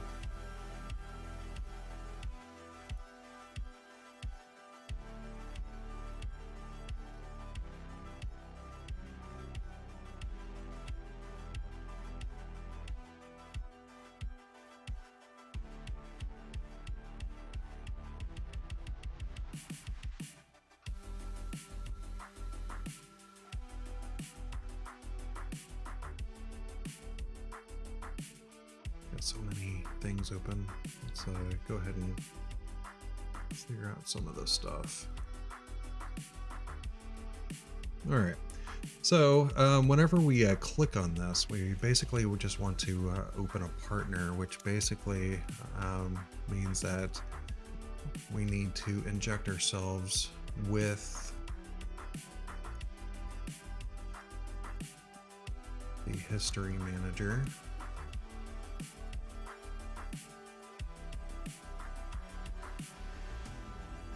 And I am not entirely sure what we want to do with this.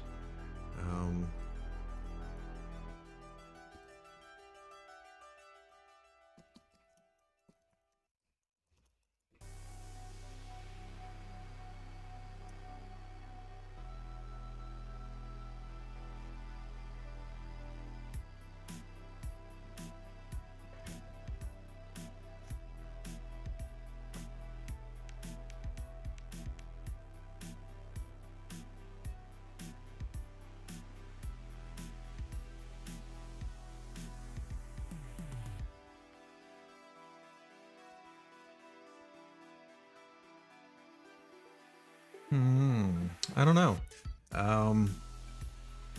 What if we had some sort of public static final class mutator? Not static though.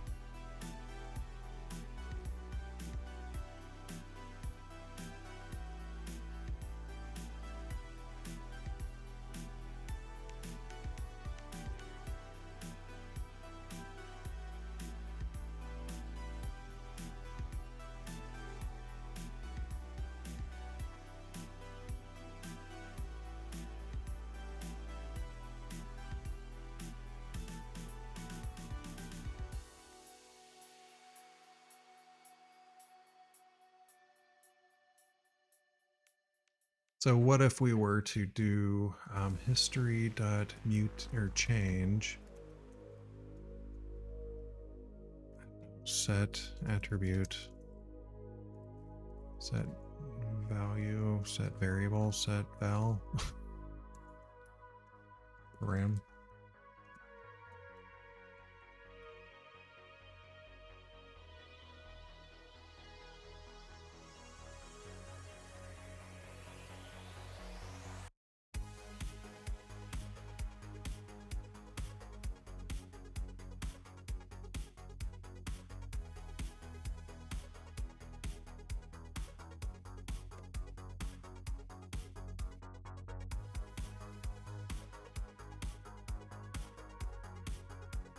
I know that it's itself a builder pattern. I don't know if I want to do that or not, because eventually I want to be able to call fire. So if I want to set a param partner ID,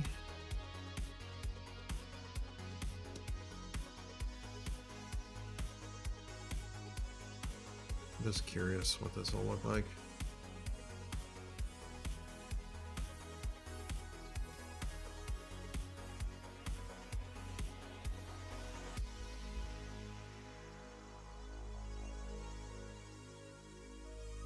That did not work. I wonder if it's even getting to that code.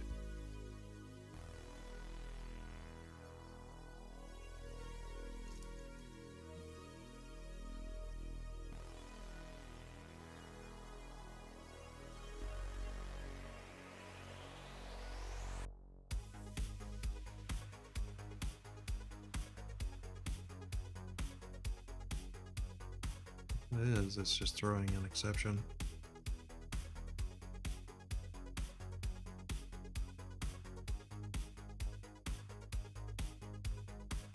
Undefined. So was it not injected?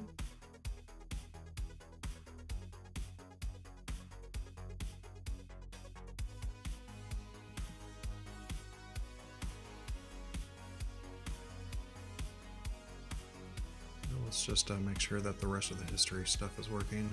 Notes. CRM. Yeah.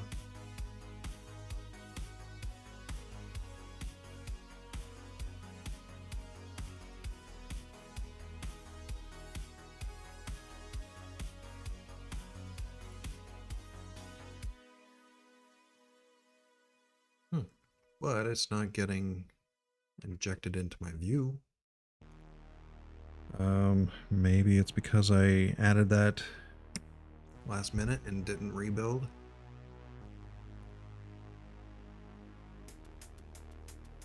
Yeah, it would be nice if somebody modified the plugin to auto run annotation processors.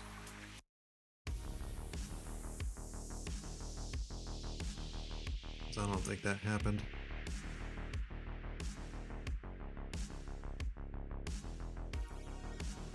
Yeah, it's still not working.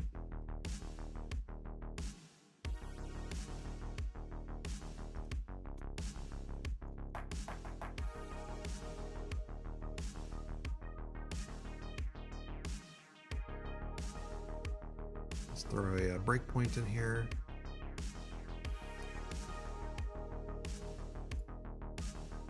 It's getting there. And let's take a look at the that's the call stack, but I want. This is a lot different than Chrome. Alright, base is in the way.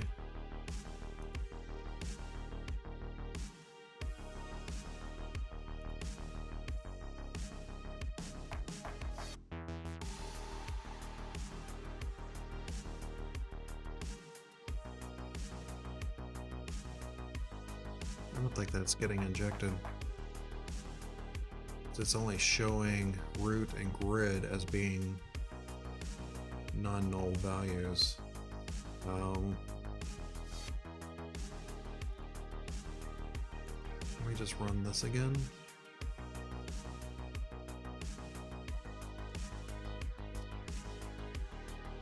Come back over here. Refresh. See if it, oh, that didn't recompile, so it didn't detect any changes.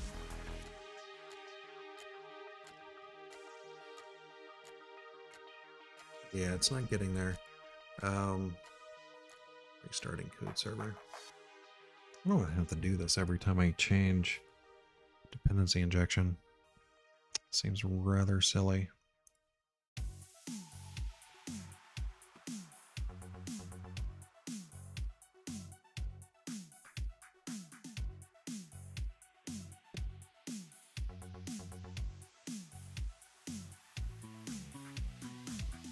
Oh, that died. Oh, address already in use. That's right.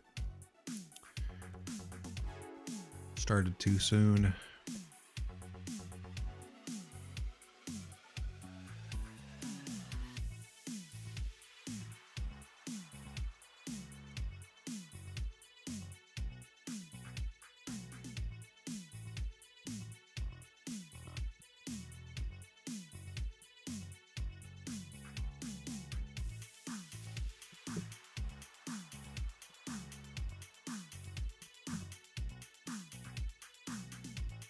Oh, there we go.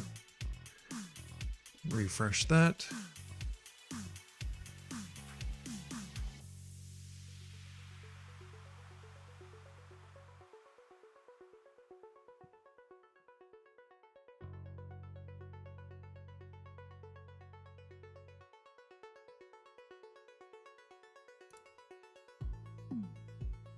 See if it's non-null this time.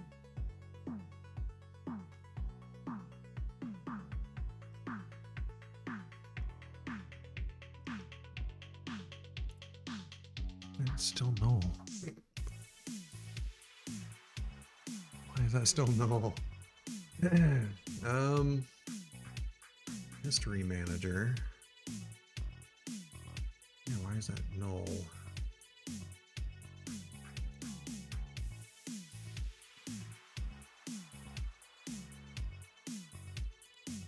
Well, let's go through here and figure that out. History manager, we got that injected. Wonder if it's because it's no,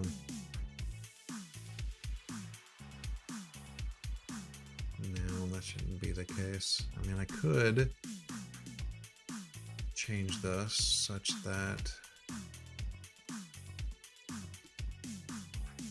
do that maybe.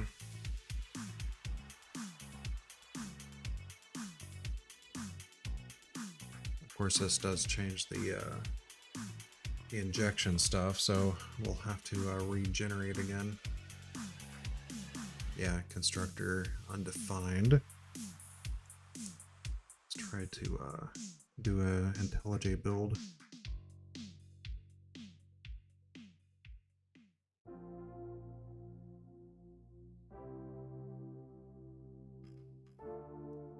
I'm assuming that worked. Nope.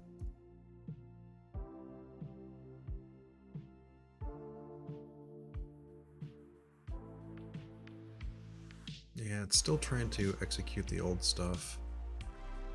That is a pain.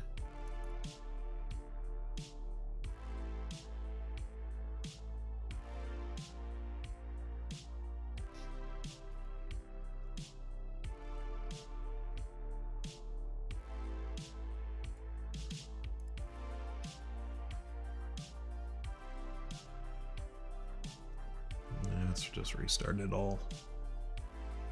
Hate having to do that every single time, but it is what it is.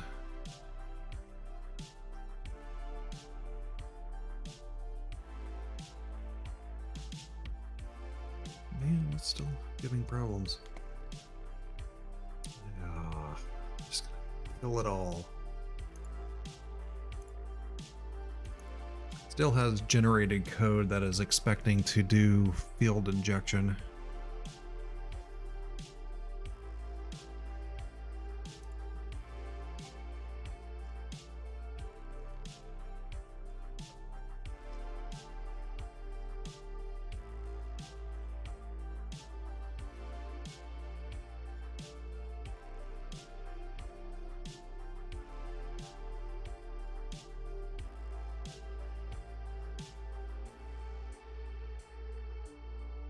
There we go. See if that's going to help us this time.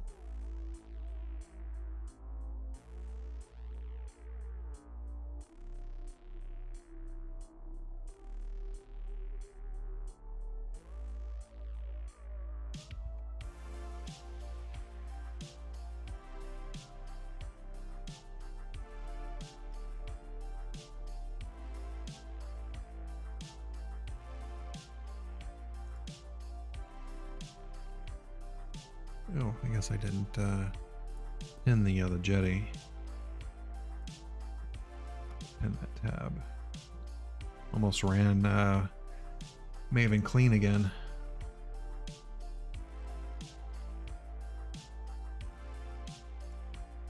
All right, cross your fingers.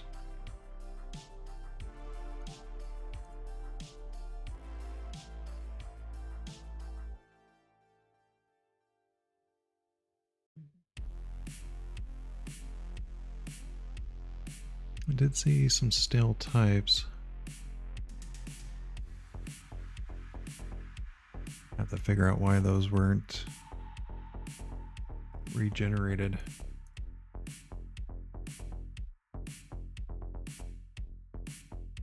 There we go. History is not null now. That was a pain. Just to get that one injection. All right, so there it threw on the partner ID, and it shouldn't have. Yeah, cool. So it did a history change.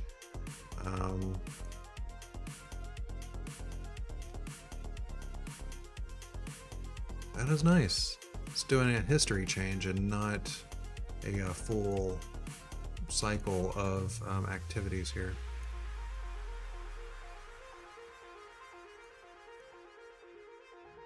That works.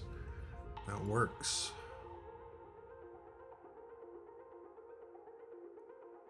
I can always remove that, and it does a history change.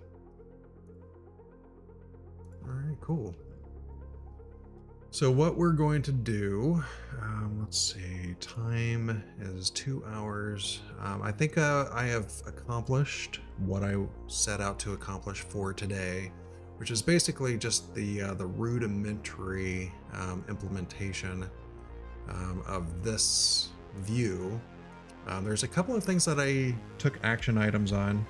I'm going to figure out in between streams, such as being able to persist this header without having to scroll that as well. And I probably need to start looking into other pages within the plugin, because right now we're just throwing this in. But we probably want to do this in such a way where the front controller, the CRM front controller, whenever it receives state change, we'll be able to identify I don't know if I need token or normalized token. Get query parameter partner ID. If the partner ID exists, and that's going to be an array, but we know that it's only going to be one. If partner ID not equal to null, I wonder, does that ever return null?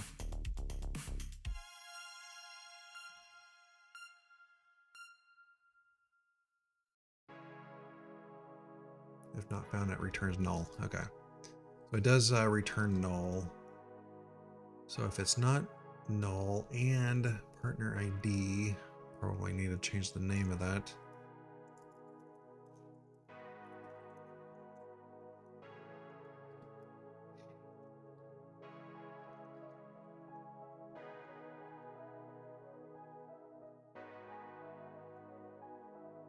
The main display. Oh, we need to persist the main display. But we should be able to at least set this appropriately. So there's the field.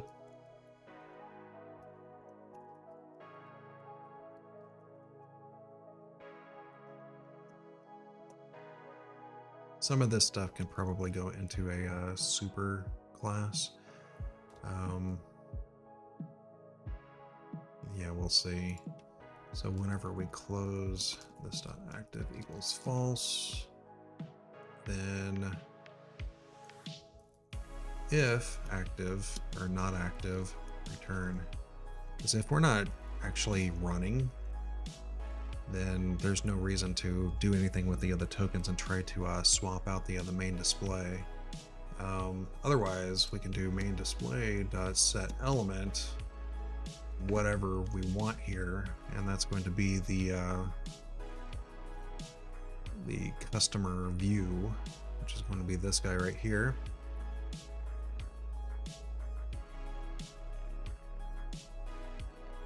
That'll work out pretty well. And then that'll have like a breadcrumb trail that would allow us to go back to the other customer list.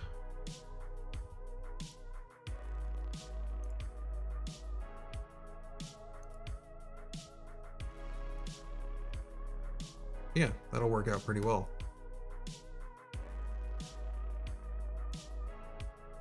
Well, let's see, 2 hours in. I think I'm going to call it quits for now. Like I said, I was able to at least get the bulk of something to be displayed here. There's a few action items that I need to take care of. with CSS and maybe some other things. And then whenever we stream again, we're going to look at building the user interface for viewing a customer. And I think that would be pretty cool. I hope you like the stream today.